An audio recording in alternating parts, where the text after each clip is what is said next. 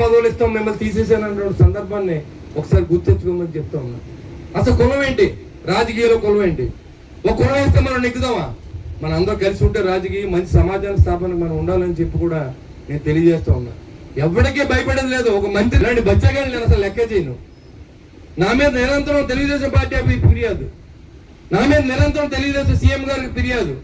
నేను ఏ తెలుగుదేశం నాయకుడి కన్నా అన్యాయం చేశానని చెప్తే ఇప్పుడు రిజిగ్నేషన్ బాబురాజు గారి చేతిలో పెట్టి నేను వెళ్ళిపోతాను. కానీ లేనిపోయిన మాటలంటే మాత్రం చూస్తా ఊరికి మనస్తత్వం కాదని మళ్ళీ నేను హెచ్చరిస్తా ఉన్నా. నేను మట్టమ్మేనా?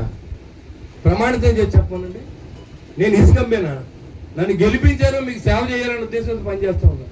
కానీ మీరేం చేస్తా ఉన్నారు? ఇప్పుడు ఎక్కడ అభివృద్ధి జరిగిపోతే మళ్ళీ నెగ్గుతాడేమో. నేను ఉంటానో లేదో తెలియదు. 2065 సంవత్సరాలు, నాకు 65 సంవత్సరాలు. 2029 నా లైఫ్ నాకు తెలుసా? ఎంతమంది కుర్రోళ్ళు మన ముందు చనిపోతున్నారు. నేను కుళ్ళు రాజకీయం చేయను, ఏది ఉంటే అదే మాట్లాడతాం. కానీ ఎందుకు ఇంత అక్కసి ఎందుకన్నా? 2019లో 14 ఎలక్షన్ చేశాను, నా ఆస్తి పోగొట్టుకున్నాను. 19లో ఎలక్షన్ చేశాను, నా డబ్బు పోగొట్టుకున్నాను. 24లో ఎలక్షన్ చేశాను, నా డబ్బునే ఖర్చు పెట్టుకున్నాను. నేను ఎవరు ద్రోహం చేశాను? ఎవరైనా రూపాయి అడిగాను? ఇక్కడ పందిట్లో ఉన్న వాళ్ళని అడుగుతూ ఉన్నాను. ఎవరైనా ఎమ్మెల్యే దగ్గరికి వెళ్తే పదవి లేదంటారు. ఎమ్మెల్యే దగ్గరికి వెళ్ళకపోతే పని వస్తే ఎవరి దగ్గరికి వెళ్తారు? వెళ్ళొద్దంటే మీరెవరు?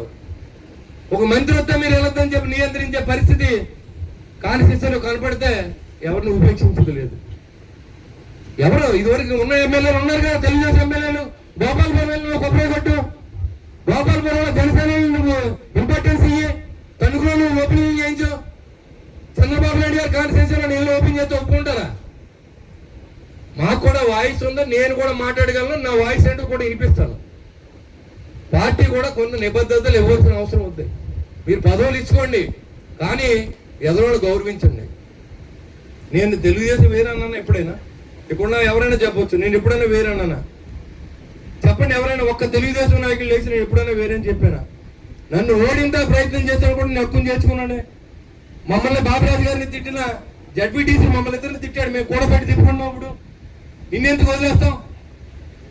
మనిషి యొక్క మనస్తత్వాన్ని అర్థం చేసుకోవాలి. పార్టీలు, కులాలు ఇవన్నీ కూడా మనం అత్తమానం మాట్లాడుకోవాల్సిన అవసరం. ఈ గ్రామం మన నాయకుని తిట్టడానికి సిగ్గు కూడా లేకుండా, కనీసం కేసు కూడా పెట్టకుండా, మేము పార్టీలో ఉండి జీతాలు తీసుకుని కనీసం ప్రెస్ మీట్లు కూడా పెట్టలేనటువంటి పరిస్థితి ఇవాళ కనపడుతూ ఉందంటే ఈ కాన్స్టిట్యూన్సీలో నేను చాలా సిగ్గుపడుతూ ఉన్నా. మనకి రాజకీయ భవిష్యత్తు ఇచ్చారు.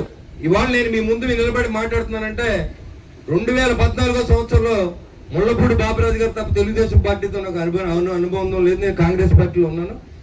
కాంగ్రెస్ పార్టీ ఎప్పుడైతే రాష్ట్రాన్ని అడ్డగోలుగా విడదీసిన తర్వాత పార్టీలు రిజైన్ చేసి నేను దూరంగా వ్యాపారంలో ఉంటే, ఆ రోజు నా మిత్రుడు, నా సోదర సమానుడు అయినటువంటి బాబురాజు గారు నన్ను దగ్గరికి వచ్చి, మీరు మున్సిపల్ చైర్మన్ అవుతారు, మనకు బాగుంది, 2014లో మనం నెగ్గుతామంటే, ఆ రోజు అప్పుడు కూడా మన పార్టీ నుంచి ఒక్క రూపాయి కూడా తీసుకోకుండా నా ఎలక్షన్ నేను డబ్బులు ఖర్చు పెట్టుకుని నేను గెలిస్తే నాకు సహకరించిన వ్యక్తి బాబురాజు గారు.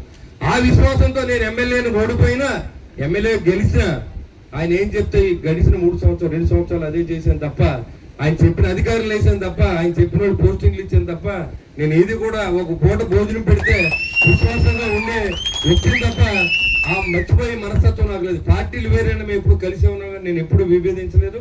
ఆయన కోసం కులంతో కూడా గొడవపడిన సందర్భం ఆయనకి కూడా. కానీ ఈరోజు జరుగుతున్నది ఏంటంటే, ఒక ఎమ్మెల్యేని అసమర్థం చేసి నేను ఉంటేనే ఎమ్మెల్యే ఉంటాడనే వ్యక్తులకి నేను చెప్తున్నా, మీరు మున్సిపల్ కౌన్సిలర్ అవడానికి నా కష్టాన్ని అడ్డం పెట్టి 25 ఓట్లు వచ్చి నాన్న అవసరం పడితే ఆ రోజు మీ రాజకీయ చరిత్ర అది. నేను మున్సిపల్ కౌన్సిలర్గా చేసినప్పుడు ఊరంతా నా వెనకాల పనిచేస్తున్న 110 కోట్లతో తెలుగుదేశం పార్టీ మీద కాంగ్రెస్ వాళ్ళు ఎక్కారు. తర్వాత మున్సిపల్ చైర్మన్గా ఏకగ్రీవంగా గెలిపించారు తెలుగుదేశం పార్టీలో. అదే పార్టీకి విశ్వాసంగా 5 సంవత్సరాలు పోరాడి 5 సంవత్సరాలు ఏదంటే అది చేసుకుంటూ వచ్చాం ఈ కాన్స్టిట్యున్సీకి. నేను ఒక్కసారి మీరు ఓటేస్తే విశ్వాసంగా ఉండే వ్యక్తినే తప్ప ఎవరిని మోసం చేసే వ్యక్తిని కాదు. ఎవరి వల్ల అయితే మనం నెగ్గామో వాళ్ళ తిట్టినా పట్టించుకున్నటువంటి తెలుగుదేశం పార్టీ నాయకుడిని నేను చెప్తా ఉన్నా, మీకు ప్రెస్ మీట్ పెట్టరు. మీరు వైసీపీ నాయకులతో కలిసి పనిచేసే ఉద్దేశంలో ఉన్నారా?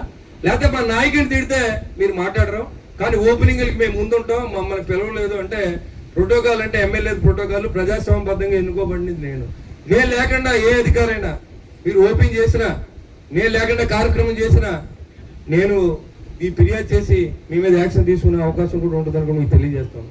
మంచిగా ఉన్నని చెప్పి ప్రాణమైన ఇస్తాం, కానీ అవమానం జరిగితే మాత్రం దాన్ని ఊరుకునే ప్రసక్తే లేదు. ప్రజలు సేవ చేయడానికి పోటీ పడండి, లేదంటే ఎక్కడైనా రాజకీయం, ఎక్కడైనా కమ్మారు ఉన్న చోట్లకి మనం పెత్తనం ఇస్తే, కమ్మారి పెత్తనం ఏంటి, మీరు కాపురం ఉన్నారు కదా, మీరు ఆళ్ళ పెత్తనం అంటే వాళ్ళు రెచ్చగొడతారు. గొల్లం ఉన్న చోట కమ్మారి పెత్తనం ఇస్తే గొల్లం రెచ్చగొడతారు. ఏంటి రాజకీయం ఇది? ఏ రకంగా ఎమ్మెల్యే పనిచేస్తాడని అడుగుతా ఉన్నా.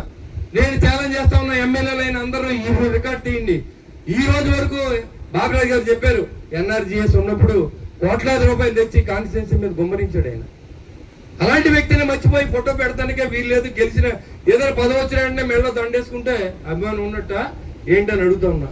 కమ్మారి నోట్లు వేసుకుంటాకే వాడుకున్నటువంటి, కాపులు నోట్లు వేసుకుంటాకే వాడుకున్నటువంటి పార్టీల్ని ఏమనాలని అడుగుతా ఉన్నారు.